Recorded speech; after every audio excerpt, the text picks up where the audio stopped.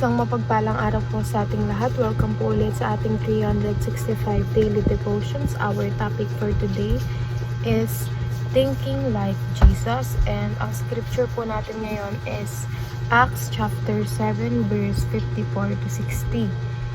Drag him out of the city and began to stone him. Meanwhile, the witnesses laid their coats at the feet of a young man named Saul. While they were stoning him, Stephen prayed, "Lord Jesus, receive my spirit." Then he fell on his knees and cried out, "Lord, do not hold this sin against them." When he had said this, he fell asleep.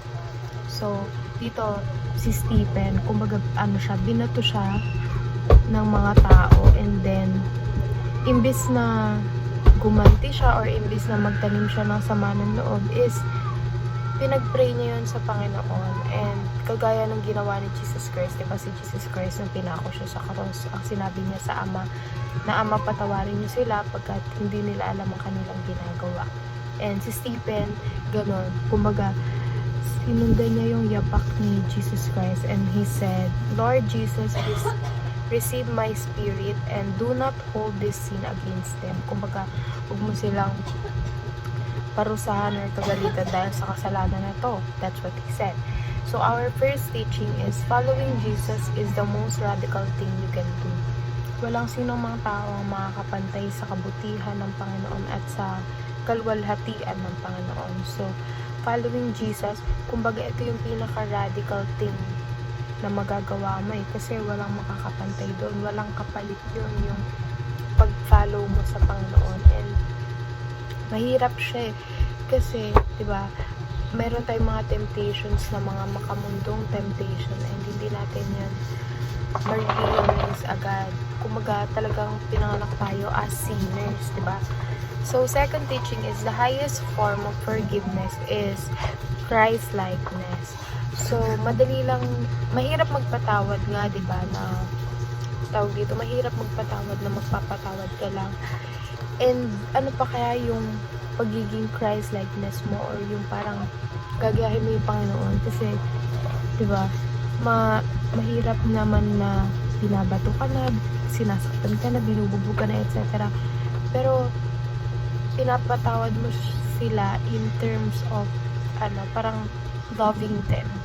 Kumbaga, sabi nga sa Luke chapter 6 verse 27 to 28, "But to you who are listening, I say, love your enemies, do good to those who hate you, bless those who curse you, pray for those who mistreat you." So, ibig sabihin, walang revenge sa choices. It's either you love them, you do good to them, you bless them, and pray for them. Walang sinabi na kamuhian mo sila, gantihan mo sila. Ang sinasabi ng salita ng Diyos is love them. Diba? Kahit anong yung gawin sa'yo ng ibang tao, hayaan mo lang na maging mabuti ka. Huwag mong hayaan na yung ibang tao is papangitin yung ugali mo, kasi it's not kung alam mo yun, hindi tayo dapat gumanti, kasi kung gumaganti tayo, mas lalo na din pumapangit yung ugali natin, yung image natin sa Panginoon. So third, Christ-like responses engrave the gospel in the hearts of unbelievers. So tayo mga Kristiyano, kailangan makita sa atin, lalo na ng mga unbelievers or mga hindi naniniwala sa Diyos, na alam mo yung mga responses natin, na kahit binabato tayo, kahit nakikita na ng mga tao na sinasaktan tayo, kung ano-anong masasakit na sinasabi sa atin, masasamang ginagawa sa atin, pero yung response natin is, Lord, patawarin mo sila. Kumbaga, you're praying for them, hindi mo pinagpipray yung downfall nila, hindi mo pinagpipray yung mga na makaharma sila, kasi ang pinagpipray mo na, Lord, sana mapatawad mo sila sa ginawa nila na to. Kasi nga, pag nagpipray tayo, hindi din tayo magpipray na parang ipipray natin na mawalan sila ng something, or masama yung pagpipray natin sa kanila, diba? So, we will let it in God's hands, and hindi dapat tayo may bad intentions. So, yun. Application, pray for the salvation of our enemies. Kahit na anong gawin sa ating masama ng ibang tao, we pray for their salvation. We pray na someday magkaroon sila ng faith, maramdaman nila ang kabutihan ng Panginoon. Dahil at the end of the day, we are all children of God. Hindi natin kailangan pamhian yung isa't isa porket may ginawa silang masama sa atin, because us, nagkakamali din tayo sa ibang tao. So in order for the other people to forgive us, we need to forgive those who sin against us. So respond to evil the way Jesus would. Si Jesus Christ, hindi siya pumapatol sa mga masasamang ginawa sa kanya, hindi siya nagtanim ng galit, wala siyang ginawang kahit ano. He just prays for them, and ayun lang dapat yung gagawin natin.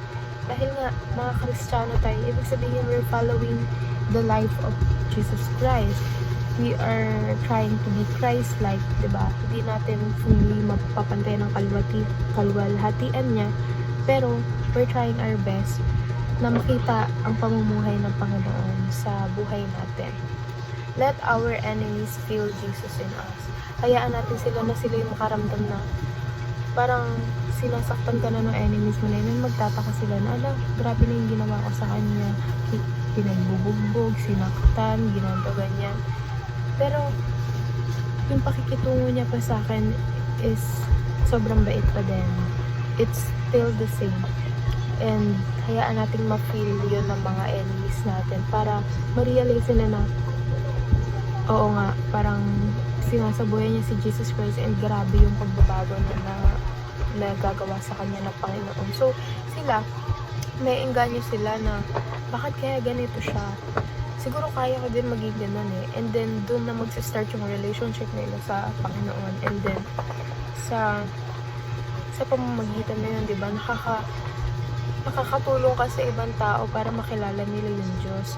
Sa pagpapatawad mo, sa pagmamahal mo sa kaaway mo, nakikita nila na minamahal ka ng Diyos. So sila, may engganyo sila na paano kumilos yung Lord sa buhay mo. Baka ganun din kikilos ang Lord sa buhay nila. So yun lamang po. See you again on our next 365 daily devotion.